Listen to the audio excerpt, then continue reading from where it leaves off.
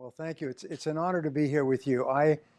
Like Joe, like Joel, I've dedicated my life to being a small and medium-sized entrepreneur, and I've devoted the second half of my life to helping other people to be successful small and medium-sized business owners. And Carl Schramm of the Marion and Ewing Kauffman Foundation, the preeminent foundation on entrepreneurship, wrote an article in the Wall Street Journal 2 days ago. And what he said was that there have been very few empirical studies into what actually makes a successful business.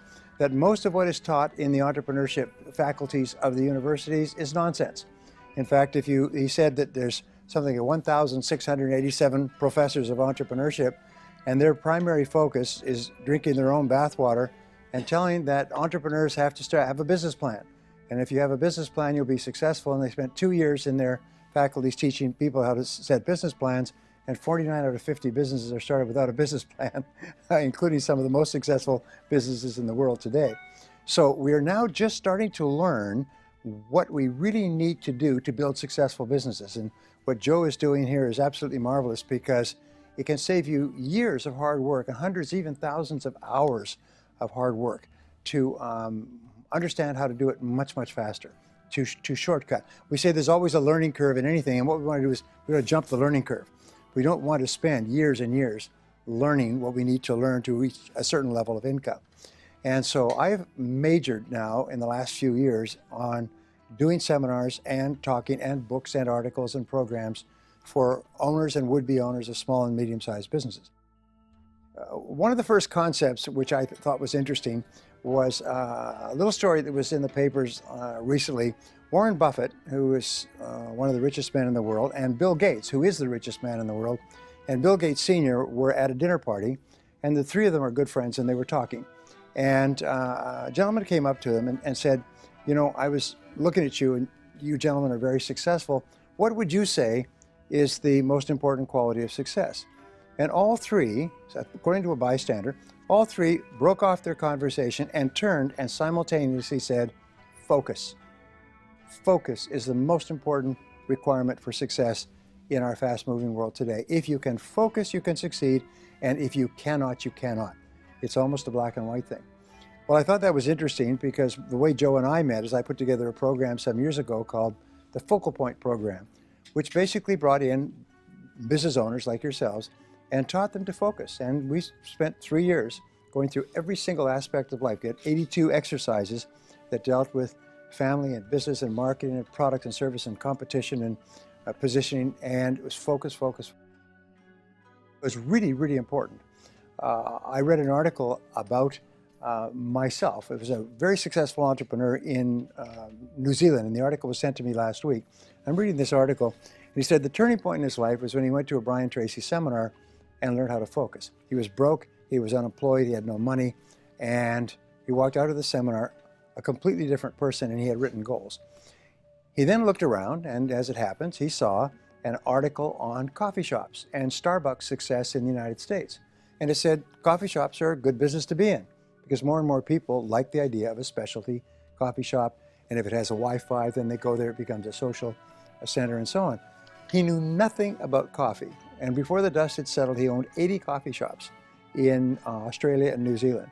And then he says he got into a divorce and had to sell it for $50 million to share the proceeds with his wife.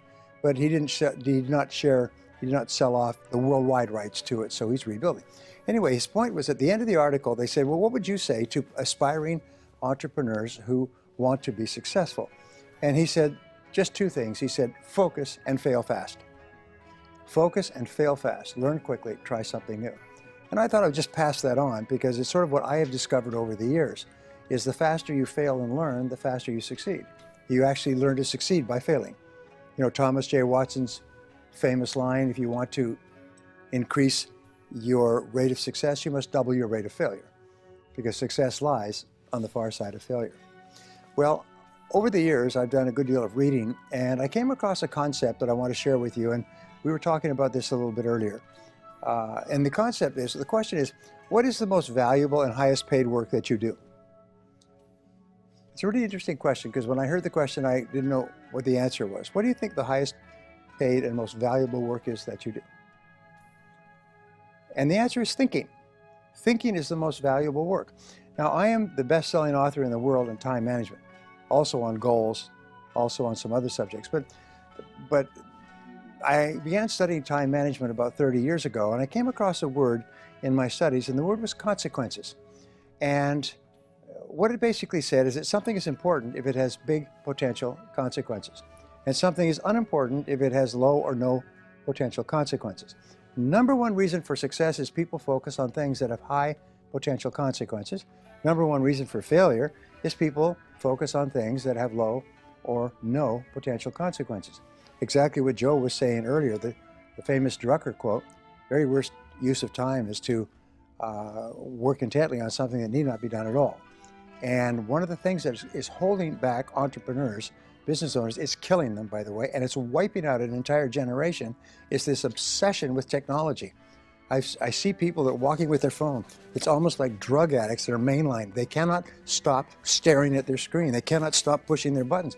I hate to say there were people in this room that had that problem, but the fact is that this obsession with looking at the screen and staying connected is killing people because it stops them from focusing.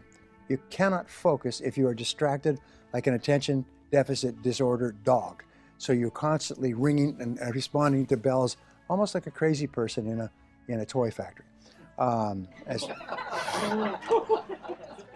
And so just as a quick aside, if thinking is the most important thing you do, because of the consequences of thinking determine the entire quality of your life, then the quality of your thinking determines the quality of your life.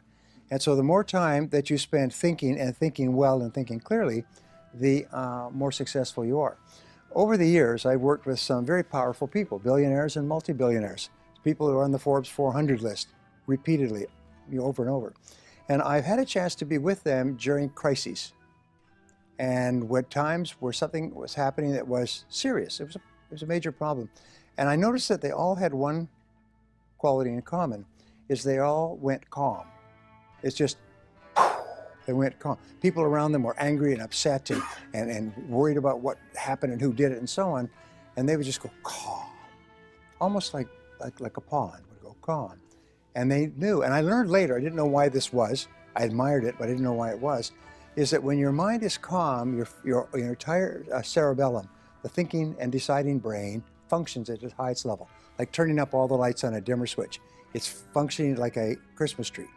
But when you get upset and angry, what happens is your thinking reverts to your limbic or emotional system, and your ability to think clearly diminishes dramatically, and you make a lot of mistakes. That's why when you are facing a difficult situation, you have to use every skill, trick, game, whatever it is, stay calm. And that's why they teach you to meditate. And they find that meditators in business are far more successful because they can automatically trigger their mind into the calm of meditation when they're facing a crisis. It enables them to think with greater clarity.